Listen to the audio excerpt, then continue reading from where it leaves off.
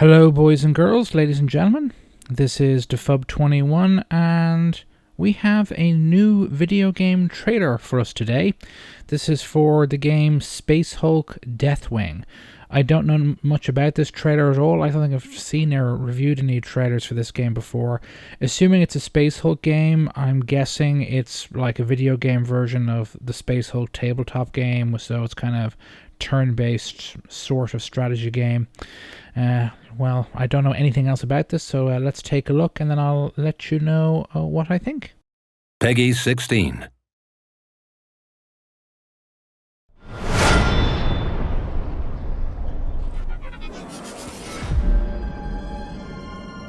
Welcome to Space Hulk Deathwing, the new FPS from Strumon Studios set in the Warhammer 40,000 universe. Being developed on Unreal 4, Space Hulk Deathwing is an FPS with tactical elements based on the Space Hulk tabletop game. Infiltrate the Space Hulk, huge collections of various derelict spaceships, debris and asteroids often mashed together, drifting throughout space. You will explore these Space Hulks as a librarian, along with a squad of either AI or other players of the Deathwing, the elite first company of the Dark Angels Space Marine chapter. Seek out relics and explore the architecture and technology from the creators of these massive ships.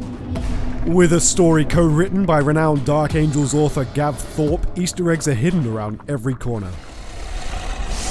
In swarms, Gene Stealers are powerful creatures, but no match for a Terminator squad when alone. They're heavily reliant on pack tactics and other strategies like ambush, encirclement, and tactical retreats to slowly chip your life away. As for your squad, locking doors behind you will slow the Gene Stealer advance, keeping the swarms manageable for your squad. Each mission will have you exploring a different ship with environments built based on actual spaceships from the lore. They each have different layouts and aesthetics based on their owners. Space Hulk Deathwing features an arsenal of famous weapons from the universe, as well as new creations. Pick the right loadout that suits you and remember to work as a team. Damage against you is localized. If you take too much damage to the right hand, for example, you won't be able to use your Stormbolter or weapon equipped to that slot. As you progress deeper and deeper into the Space Hulk, you'll meet variations of our dangerous foe. One such variation is the Hybrid, Gene Stealers that use light and heavy weaponry looted from the Space Hulk, such as the rocket launcher.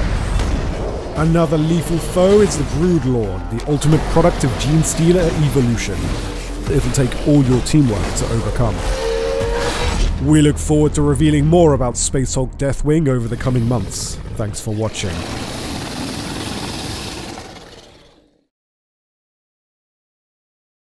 Well, what can I say but, bloody hell. That was absolutely not what I was expecting.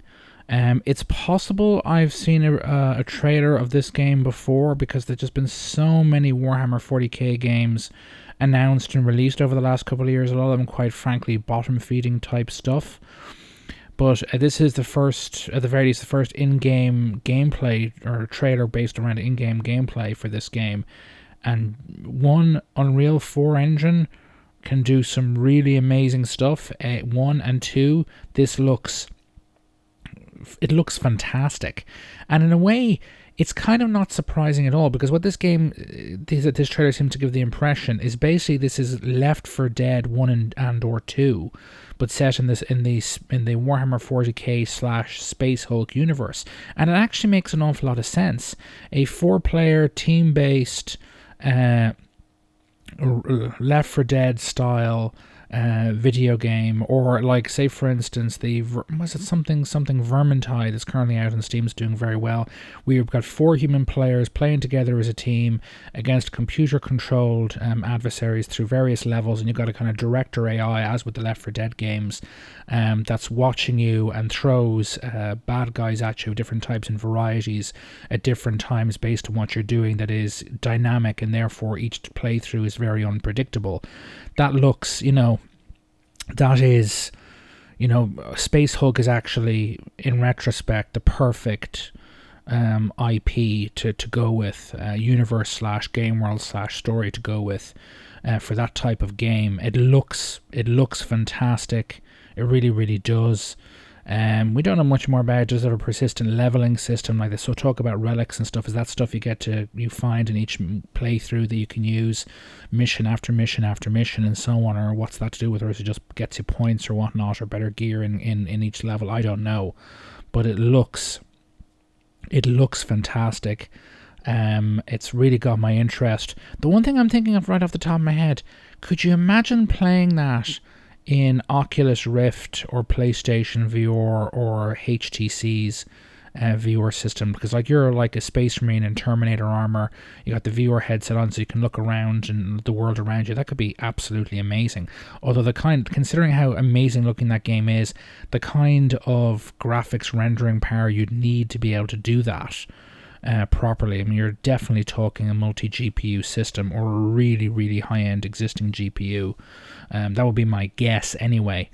But yeah, that looks absolutely fantastic, and that's definitely immediately on my radar. I'm still debating whether to purchase Battlefleet Gothic Armada. Let me know in the comments what you think. I'm definitely getting Total War Warhammer when that comes out. But this is, I mean, looks like Games Workshop is getting at least 3 really good or potentially 3 really good games this year. Battlefleet Gothic is out. The reviews so far are pretty positive, but there's some consensus that it needs patching and whatnot to balance out the multiplayer a bit. But I'm seriously tempted to buy that, and I'm definitely getting Total War Warhammer, and this is definitely now on my radar. So all we now need is for Relic to announce a